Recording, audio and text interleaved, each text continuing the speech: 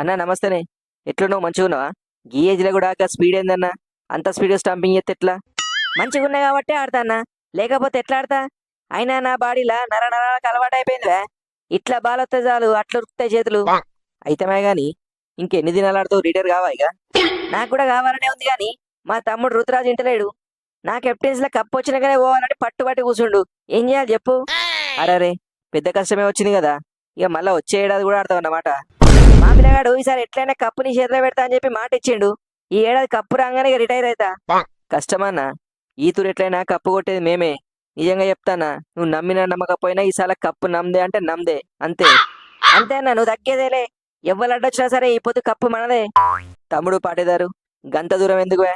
దమ్ముంటే ఇవాళ మాతో మ్యాచ్ గెలిచి చూపిరు చూద్దాం. మీరు చూస్తా అంటే ఎందుకు చూపియం చెప్పు?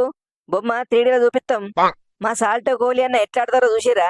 వాళ్ళిద్దరు చాలు మీ టీం మొత్తాన్ని మడత పెట్టనీకి. పాటేదారు, ఇవాళ మ్యాచ్ ఆడేది ఏడనుకుంటున్నావు? మీ చిన్న పిల్లలు ఆడుకునే చిన్నస్వామి స్టేడియం అనుకుంటున్నావా? మా కంచుకోట, మా చపాక్ల, మా జాగాలకు వచ్చి మమ్మల్ని ఓడిద్దాం అనుకుంటున్నావా? ఓడించుడంటే మామూలు కాదు.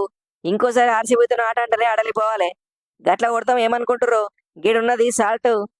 పాపం సాల్ట్కే ఉప్పు ఎక్కువై బీపీ ఎక్కువైతుంది. ట్రీట్మెంట్ కావాలనుకుంటా. పాపం ఇవాళ జల్ది అవుట్ చేసి రెస్ట్ ఇస్తాం. ఏం పరిశాన్ కాకు. నాకెందుకు రెస్ట్? నేనే చేస్తా మీ అందరినీ రోస్టు. నువ్వు మీ స్పిన్నర్లను చూసి మురుకుతావు గాని ఇవాళ నేను కొట్టే కొట్టుడికి మీ స్పిన్నర్లకు చెమటలు కుడతాయి చూసుకో మరి. తమ్ముడు సాల్టు, నీకు బీపీ ఎక్కువ ఎరికే గాని మరి ఇంత ఎక్కువ అని తెలియదువా? ఏం గత్తి, మా ఇలాకలకు వచ్చినావు కదా, మేము తగ్గించి పంపిస్తాం. అశ్విన్, నువ్వు మా సాల్ట్ను ఒక్కనే చూస్తున్నట్టున్నావు. మా టీంలో ఉన్నోళ్ళందరికి బీపీ ఎక్కువనే ఉంటది. ఒక్కరి చూత తగ్గేదేలే అంటారు. మీరెంత మంది ఉండని ఒక్కరు కూడా ఇడిచేది లేదు. అందరిని విసికెత్తాం. చెన్నై అంటే ఏందనుకుంటారువా? ఈ ధోని అడ్డ. అశ్విన్ అన్న, స్పిన్నర్లను ఎందుకట్లా గింజుకుంటావు? నాకు స్పిన్ బౌలింగ్ అంటే పానం. పొద్దున్న లేస్తే స్పిన్ బౌలింగ్ ప్రాక్టీస్ చేస్తా. రాత్రి కళలో కూడా వాళ్ళతోనే ఆడుకుంటా. గసంటి నేను గీడ ఉండగా ఎవరు బెదిరిస్తాను? పాటిదారు, గిడ జడేజా, అశ్విన్ అన్న వాళ్ళలాంటి తోపులున్నాక సుతా నన్ను ఎందుకు తీసుకున్నారు అనుకుంటాను? నీ అసంటోళ్ళు ఉంటారని మొన్ననేగా ముంబై వాళ్ళ మీద 4 వికెట్లు తీసిన. ఇక ఇవాళ కూడా ఒక 4 వికెట్లు తీస్తున్నా అంటే లెక్క సరిపోతుంది. కృణాలన్నా, ఏం చెప్తానో ఏం కథ? గిడ గింతగానో అవుతుంది.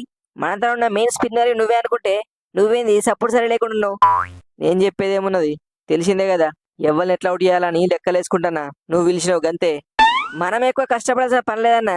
గాళ్ళ దాంట్లో ఇద్దరిని రచిన్ రవీంద్ర, రుతురాజు గాళ్ళని జల్ది అవుట్ చేసినామంటే కథం, మ్యాచ్ మన చేతిలోకి వచ్చినట్టే.